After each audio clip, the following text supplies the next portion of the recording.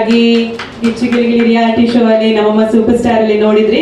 So ಒಬ್ಬ news anchor to actress ಜೊತೆಗೆ teaser ಅಲ್ಲಿ ಒಬ್ಬೊಂದು ಹತಾಶೆಯಿಂದ ಕಾಣಿಸ್ಕೊಳ್ಳುವಂತಹ ಪಾತ್ರ. ಸೊ ಅಧಿಪತ್ರ ಬಗ್ಗೆ ತಮ್ಮ ಮಾತು. ಅಧಿಪತ್ರ ನನ್ನ ಮೊದಲ ಮೂವಿ. ಸಿನಿಮಾ ಬಗ್ಗೆ ಮಾತಾಡೋದಕ್ಕಿಂತ ಮುಂಚೆ ನನ್ನ ಜರ್ನಿ ಎಲ್ಲ ಶುರುವಾಗಿದ್ದು ಅಲ್ಲಿಂದ. ಸೊ ನನ್ನ ಎಲ್ಲ ಕೊಲೀಗ್ಸ್ ಇದ್ದಾರೆ, ಎಲ್ಲರೂ ಬಂದಿರೋದಕ್ಕೆ ಫಸ್ಟ್ ಆಫ್ ಆಲ್ ನಿಮ್ಗೆ ಎಲ್ರಿಗೂ ಥ್ಯಾಂಕ್ ಯು. ಅಧಿಪತ್ರ ನನ್ನ ಮೊದಲನೇ ಮೂವಿ. ನಂಗೆ ತುಂಬ ಖುಷಿ ಆಗುತ್ತೆ, ಒಂದು ಒಳ್ಳೆ ಟೀಮಿಂದ ನನ್ನ ಮೊದಲ ಮೂವಿ ಲಾಂಚ್ ಆಗ್ತಾ ಇರೋದು. ನಮ್ಮ ಜಯಂತ್ ಶೆಟ್ಟಿ ಸರ್, ಕುಲ್ದೀಪ್ ಸರ್ ಅವರಿಬ್ಬರೇ ನನಗೆ ಗೊತ್ತಿದ್ದಿದ್ದು ಫಸ್ಟಿಗೆ.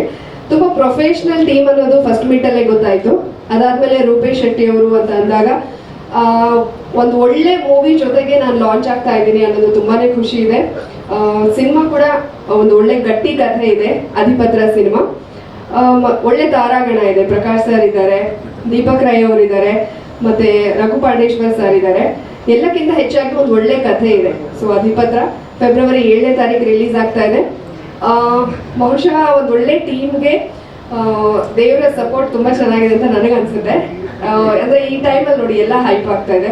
ರೂಪೇಶ್ ಶೆಟ್ಟಿ ಅವರು ಫುಲ್ ಹೈಪಲ್ಲಿ ಇದ್ದಾರೆ, ಫುಲ್ ಚಾಪರ್ ಇಂದ ಎಲ್ಲರೂ ಇಳಿಸ್ತಾ ಇದ್ದಾರೆ. ಸೊ ಎಲ್ಲ ಒಂದು ಒಳ್ಳೇದಾಗ್ತಾ ಇದೆ ಅಂತ ನನಗೆ ಅನ್ನಿಸ್ತಾ ಇದೆ. ಸೊ ಎಲ್ಗೂ ಪ್ಲಸ್ ಆಗ್ಬೋದು ಸಿನಿಮಾಗೆ. ಪಾತ್ರದ ಬಗ್ಗೆ ಹೇಳಿ. ನನ್ನ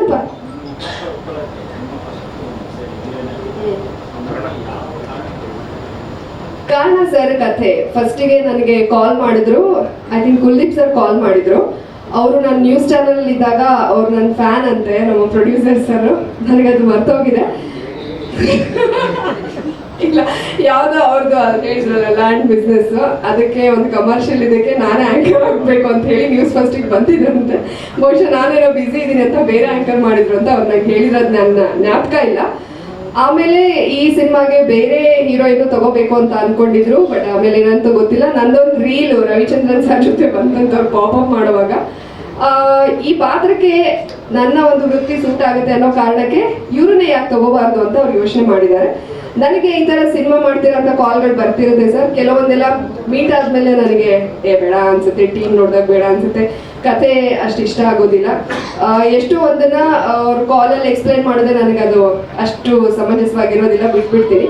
ಬಟ್ ಇವರು ಹೇಳಿದಾಗ ನನ್ನ ನ್ಯೂಸ್ ಫಸ್ಟಲ್ಲಿ ಒಬ್ರು ಮಾರ್ಕೆಟಿಂಗ್ ಇದ್ರು, ಅವರು ನೋಡಿ ಪ್ರಶಾಂತ್ ಸರ್, ಲಾಸ್ಟ್ ಟೈಮ್ ತಪ್ಪು ಹೇಳ್ಬಿಟ್ಟಿದ್ದೆ ಹೆಸರು, ಪ್ರಶಾಂತ್ ಸರ್ ಹೇಳಿದ್ರು. ಅವ್ರು ನನಗೆ ತುಂಬಾ ಚೆನ್ನಾಗಿ ನ್ಯೂಸ್ ಫಸ್ಟ್ ನಾವು ವರ್ಕ್ ಮಾಡಿದ್ರಿಂದ ನನ್ನ ಫ್ರೆಂಡೇ ಸಿನಿಮಾ ಮಾಡ್ತಾ ಇದ್ದಾರೆ, ಹೋಗಿ ಕಥೆ ಕೇಳಿ ಅಂದಾಗ ಅವ್ರು ಹೇಳಿದ್ರು ಅನ್ನೋ ಕಾರಣಕ್ಕೆ ನಾನು ಮೀಟ್ ಆದೆ. ಹೋದಾಗ ಇವರೆಲ್ಲ ಸ್ಕ್ರಿಪ್ಟನ್ನ ಇಟ್ಕೊಂಡು ಕೂತಿದ್ರು, ಜಯಂತ್ ಶೆಟ್ಟಿ ಸರ್ ಮತ್ತೆ ಕುಲ್ದೀಪ್ ಸರ್.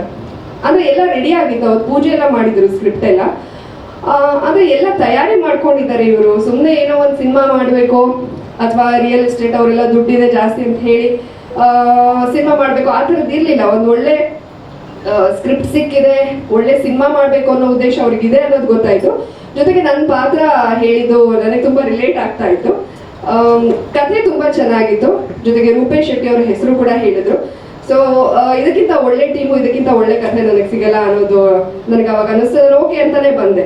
ಬಟ್ ಯಾವುದೇ ಸಿನಿಮಾ ಶೂಟಿಂಗ್ ಎಲ್ಲ ಮುಗಿದು ಲಾಂಚ್ ಆಗೋದು ಅದು ಟೈಮ್ ತಗೊಳುತ್ತೆ. ಆ ಟೈಮಲ್ಲಿ ನಾನು ಅದನ್ನ ಯಾರಿಗೂ ಹೇಳೂ ಇಲ್ಲ ಈ ಥರದೊಂದು ಸಿನಿಮಾ ಮಾಡ್ತಿದ್ದೀನಿ ಅಂತಾನು. ಓಕೆ ಅಂತ ಹೇಳಿ ಬಂದೆ, ಬಟ್ ಅದು ಇಲ್ಲಿ ತನಕ ಬಂದಿದೆ ಸರ್.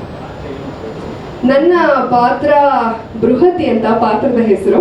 ಬಟ್ ಅದು ಏನು ಪಾತ್ರ ಅಂತ ಸಿನಿಮಾದಲ್ಲೇ ನೋಡಿ ಸರ್. ಯಾಕಂದ್ರೆ ಎಷ್ಟೋ ಜನ ನಾನು ಫೋಟೋಸ್ ಎಲ್ಲ ಹಾಕಿದಾಗ ಇದಾದ ಅಂತೆಲ್ಲ ಕೇಳ್ತಾ ಇದ್ರು. ಸೊ ಆ ಒಂದು ಸಸ್ಪೆನ್ಸ್, ಕಥೆ ಎಷ್ಟು ಸಸ್ಪೆನ್ಸ್ ಹಿಡಿದಿಟ್ಕೊಳ್ಳುತ್ತೋ ಅದೇ ರೀತಿ ನನ್ನ ಪಾತ್ರನೂ ಇರಲಿ ಅಂತ. ಓಕೆ, ಎನಿಥಿಂಗ್ ಎಲ್ಸ್ ಬೇರೆ ಏನಾದರೂ ಅಷ್ಟೇನಾ? ಓಕೆ.